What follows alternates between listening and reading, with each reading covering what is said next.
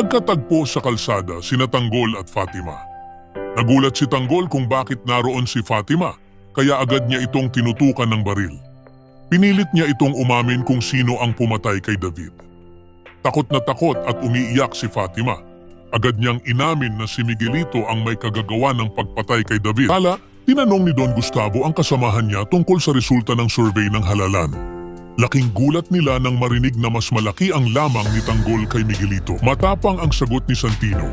Buo ang loob niyang ito na ang huling araw ni Tanggol sa mundo. Nangako siyang hindi siya mabibigo sa misyon. Hindi nagtagal, hinarang ni Tanggol si Rigor sa lugar kung saan balak ilibing si David.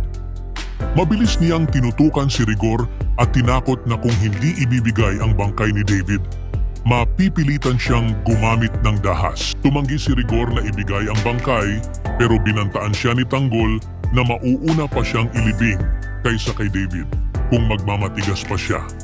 Sa takot at tensyon, wala nang nagawa si Rigor kundi ibigay ang katawan ni David. Bigla namang dumating ang mga pulis kaya nagmadali ang grupo ni Tanggol na umalis.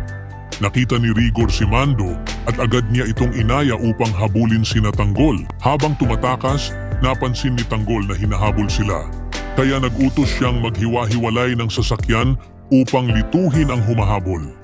Si Rigor naman, utos kay Mando na bilisan ang pagmamaneho habang siya'y nagpaputok ng baril mula sa loob ng sasakyan. Nagkasalubong ang mga tauhan ni Tanggol at Rigor. Nagkaroon ng putukan at matinding sagupaan habang parehong kampo ay hindi nagatubiling harangin ni Tanggol ang sasakyan nila Rigor. Mabilis siyang nagpaputok habang si Rigor naman ay bumaba sa kotse at walang takot na lumaban. Sa gitna ng madugong banggaan ng dalawang kampo, lalong lumalalim ang sugat na iniwan ng pagkawala ni David. Habang si Tanggol ay pinaghihigpitan ng galit at paghihiganti, si Rigor naman ay naglalakad sa dilim ng maling akala. Hindi pa tapos ang laban, lalo na ngayon na ang pamilya ay unti-unti nang nawawasak.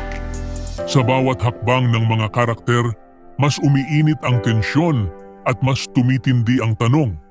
Hanggang saan ang kayang isakripisyo para sa hustisya at dugo?